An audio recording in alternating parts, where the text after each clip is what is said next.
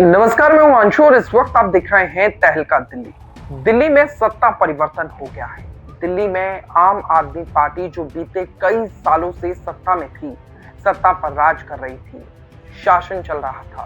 बीते 10 सालों से दिल्ली की जो स्थिति थी वो हमने एक एक कर अलग अलग विधानसभाओं से आपको दिखाई।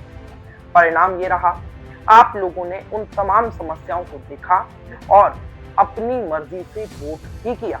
और जब आपने वोट किया तब आम आदमी पार्टी के लिए आपका वोट बहुत ज्यादा भारी पड़ा। आपके वोट कहीं ना कहीं बीजेपी की तरफ जाते हुए नजर आए, जिसकी वजह से आज दिल्ली में बीजेपी की सरकार बन चुकी है और अब आम आदमी पार्टी कहीं ना कहीं भारी मतों से हार का सामना कर रही है। जो पार्टी एक बार 66 सीट से जीती, दूसरी बार 62 सीट से जीती, उसके बावजूद एकदम से इतनी बड़ी हार उस पार्टी के लिए होना एक बहुत बड़े सवाल है। अब आपको हम बताते हैं, हमने कहां कहां आपको न्यूज दिखाई, क्या क्या हालात दिखाए और उन हालातों को दिखाने के बाद क्या क्या रिजल्ट्स निकले।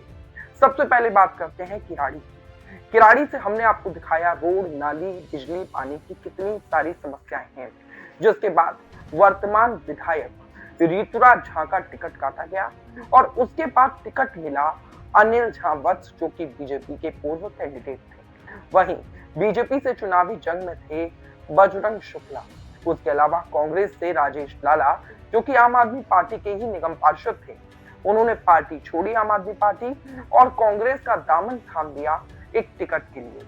जिसके बाद अब आपको परिणाम की ओर लेकर चले तो यहाँ से बीजेपी के पूर्व प्रत्याशी, पूर्व विधायक और आम आदमी पार्टी के वर्तमान विधायक बन चुके अनिल झा विजय हो गए हैं। भारी मतों से उनकी जीत हुई है और समस्याएं जो तमाम इलाके में दिखाई थी, क्योंकि उस वक्त वर्तमान विधायक थे ऋतुराज झा, किराड़ी से उनका सफाया हो गया है और किराड़ी से कहीं ना कहीं बीजेपी और कांग्रेस भी साफ होती हुई नजर आई है और भारी मतों से आप लोगों को बता दें कि अनिल झा वत्स विजय हुए हैं। इसके अलावा आप लोगों को बताएं कि दिल्ली के मुंडका इलाके में से मैंने आपको खबरें दिखाई थी, वहां से विजय हुई है जसवीर कराला हारे हैं और विजय हुई है गजेंद्र दराल की। जी हाँ, गजेंद्र दराल जो कि मुंडका से निगम पार्षद भी थे वर्तमान। उसके अलावा आपको बता दें कि पहले इन्हें पार्टी ने टिकट दिया था और टिकट वापस ले लिया था जब पार्षदी के चुनाव में, तब इन्होंने निर्दलीय चुनाव लड़ा था और निर्दलीय भी ये चुनाव पार्षदी का जीत गए थे। पार्टी ने इनकी क्रेडिबिलिटी देखकर इनको विधायकी का टिकट दिया और उसके बावजूद ये पार्टी की जो तमाम पार्टी की जो सोच थी उस पर खड़े उतरे हैं और गजेंद्र दराल जीत गए हैं। इसके अलावा कुलवंत राणा, जो कि पूर्व विधायक थे रिठाला विधानसभा के, उन्होंने महेंद्र गोयल को हरा दिया है और वो जीत गए हैं। रिठाला विधानसभा के विधायक बन गए हैं कुलवंत राणा।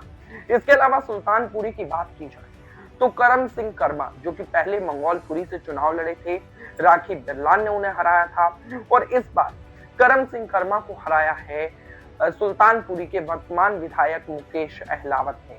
मुकेश अहलावत एक बार फिर उस इलाके से विधायक बन गए हैं और उन्हें मौका मिला है विधानसभा जाने का, विधायक बनने का।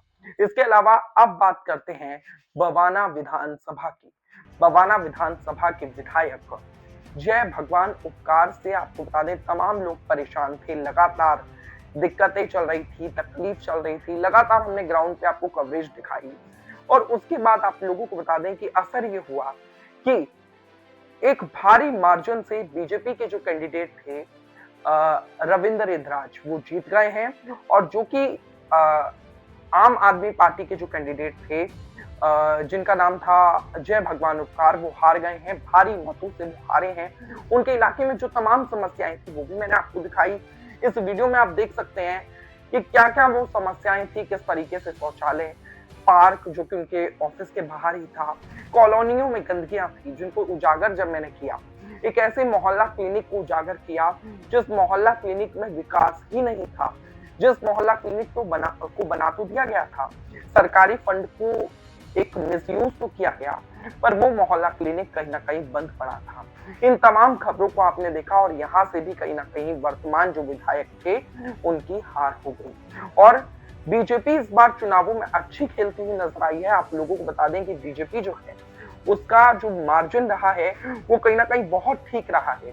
आम आदमी पार्टी 23 पे रही, वहीं बीजेपी 47 पे रही और जिसके बाद कहीं ना कहीं अब ये कहना गलत नहीं होगा कि दिल्ली में 27 साल बाद अब बीजेपी की सत्ता में वापसी हुई है और बीजेपी ने बड़े बड़े वादे किए थे। बीजेपी ने कहा था कि महिलाओं को 2500 रुपए प्रति माह दिए जाएंगे। अब उन तमाम मुद्दों को पूरा किया जाता है या नहीं, ये देखने का विषय होगा।